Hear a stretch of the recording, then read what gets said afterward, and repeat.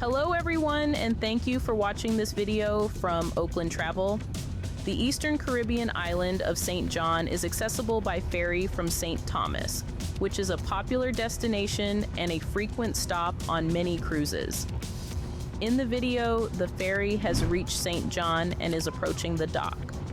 Cruise ship shore excursions that start in St. Thomas and feature St. John will usually include this ferry ride, but it's important to keep track of the time and remember to be back at the ferry terminal in St. John at the departure time.